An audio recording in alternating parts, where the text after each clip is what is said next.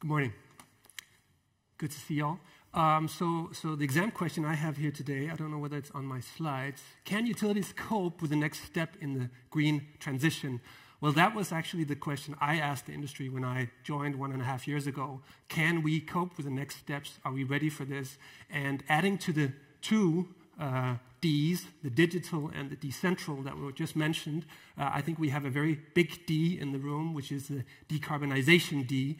And that was certainly one that was a big challenge, remains a big challenge for the power sector, but also for the rest of the energy sector. So what we did was to set out on a mission to find out whether we can cope with the future, whether we can get ready for those next steps. And does this clicker work? It does. Oh, yeah. So, cliffhanger to the next. First, a little bit, who are we? We're the European electricity industry, and that means that we're the power part of the power couple. We represent 3,500 companies. We represent 3,500 terawatt hours of generation. And it's funny because we have a power plant as our symbol, but the reality is that we're moving very quickly towards the decentral solutions and the clean solutions. So in future, you'll see a turbine there, a hydropower installation, or something similar. 22% of the entire economy is electrified today already, and I'll get back to that part in a second. But essentially, we set out to say, how can we get ready for this future? And over the last year, we've made some very significant and clear commitments to show that we are firmly on the way to tackle the 3Ds. The first thing we did was to say that as part of this journey, we will commit to not putting up new coal power plants after 2020. The second thing we did was to basically get into a room with all the CEOs, all the national associations, to define a common vision for how we tackle this future. This future vision that we developed and basically aligned around unanimously in the sector has two elements at its core. One, to enable and sustain a vibrant, competitive European economy based on carbon-neutral energy carriers. That means we're not just looking at our own sector for our vision, we're looking at the entire economy that we see as carbon-neutral in the future.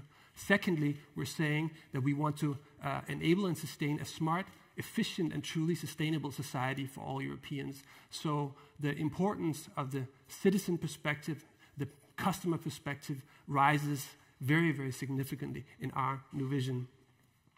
So this is the direction we've set out, and essentially it is going to take an enormous effort to get there. We're well on the way in the power sector to decarbonize, and we see that the industrial sectors are following along. We can see that transport is completely off track, but the speed and the scope of the scale of this journey we're on is really the key challenge, the combination of these three factors. I'll get back to that in a second, but what we basically say in our vision is that we want to accelerate this journey. We want to accelerate the decarbonization of the power sector. We want to accelerate the transition to a clean economy in other sectors. So that is the role of electricity in the future. That's what we want to do, and we will need, by the way, digital solutions along this way. Digital solutions are a sine qua non for us to deliver on this. Carbon-free electricity today already, 30% coming from renewables, 30% coming from nuclear. That means that an aggregate of 60% of all power in Europe is carbon-free today. That means that there is a net benefit for the climate every time you switch from another energy carrier to electricity. Most importantly, of course, in the case of oil. And we made a very simple example to show if you power an electric car today based on the average mix of Europe, which of course is slightly theoretical, you move immediately to half of the emissions that you have from a normal combustion engine car. But that's important, and it shows the value of electricity for the decarbonization journey. Now, the key to all this is investments. These are figures not from us, but from the European Commission, and you can see We're talking 400 billion, 500 billion in 5-year periods. So these are massive investments that are needed, and this is the key challenge for us. Thomas mentioned markets as a key driver of this. We can only get there if we have a proper, well-functioning market that provides the right incentives and values synergy, as was also said, because it's not only about the kilowatt hours, it's very much about making sure that the entire system is remunerated and you get your money back, whether you invest in grids, whether you invest in generation, or the new system solutions for the customers. That's a key to making this transition happen. We can recuperate some of that money from the power markets, but we're in essence going to need more money from from another amount of sources to get there in order to finance this transition. So let me just say a few things about this speed, scope, and scale before Siobhan comes and stops me. This combination of speed, scope, and scale are the three, is really the key challenge that we're looking at. The speed we're talking about, we say we want to speed up. We want to become carbon neutral well before mid-century. We want to accelerate the transition in other sectors. But the speed is very much also in other places. We're looking at S-curve deployment in the area of electric vehicles. Some people are still telling me, it's never going to come, 2%, 3%. I believe in 5 years' time, when the total cost of ownership of an electric car is cheaper than a combustion engine car, and that's around 5 years from now, we're going to see a massive shift in consumer habits here.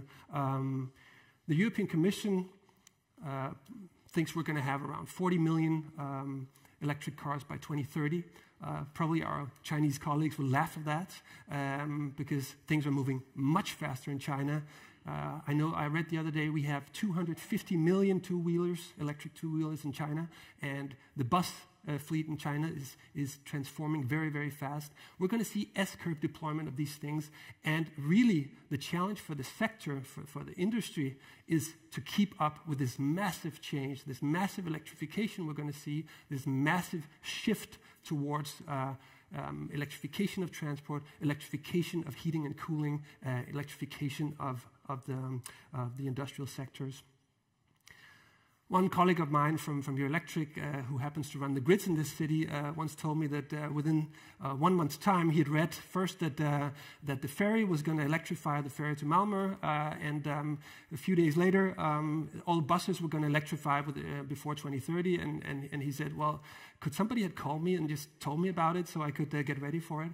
That's the challenge we're looking at, because we're seeing action at all levels of society, and this is adding to the challenge for the industry to really cope with these massive changes we're seeing. At the same time, one important thing about speed, the legislative system we're operating in has a much longer time period. The standard process in Brussels, where I work, is 2 to 3 years before the Commission comes up with a proposal, the Parliament, the Council has discussed it, and it's put into legislation, and then to implementation guidelines, and so on and so forth. Before that has happened, the industry, the technologies have changed significantly. So the speed challenge is also one in relation to how we legislate, and we need to be aware of that. We need to tackle that somehow in order to keep up with the pace of this transition. Scope. How much time do I have left? You have 1.5 minutes.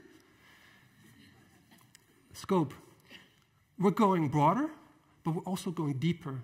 We're looking at other sectors, as I said, heavy industry, transport, and so on and so forth, but we're also going deeper. Deeper decarbonization. We're no longer talking about 80% decarbonization by 2050. The Commission wants to model 100%, and we're currently looking into deep decarbonization scenarios ourselves.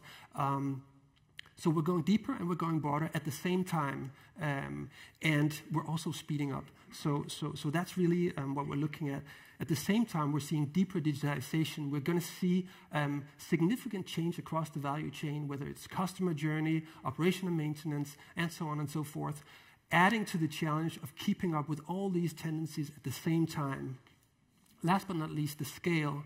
The power sector alone, we're talking about hundreds of gigawatts that we're shifting from conventional generation that we can control, we can dispatch, to variable renewables that are more interesting, more clean, cheaper, but also slightly less manageable. And that adds to the challenge. And that's even before we talk about the electrification of society, electrification, added demand coming from other sectors. The scenarios we're looking into at this point in time are around 50%, half to 2/3 of the economy that are going to need to be electrified in order to reach the deep decarbonization scenarios. And the basic arithmetics here is that the deeper you want to decarbonize, the more electricity is needed, the more you need to depend on electricity, because in essence, that is the only way you can decarbonize at a reasonable cost today. So that's, in essence, the three main challenges we're looking at. And just to wrap up here, the only way we can deal with this is to work together. So I really want to echo what Thomas has said and others have said. We need to work together in a different way with customers, with regulators and legislators, and also across industries in new ways to make this happen. Key part of this will be to innovate and to set up major innovation programs, pilots. Just 1 second. Pilots. To see how this works in the big scale. That's the way we can take the next steps. So can the utilities play their part in the next steps of this transformation? Yes, we can. We're ready to do it. The power sector is ready to be part of the couple, and we'd want to add battery to that tandem in order to speed up. Thank you very much. Thank you.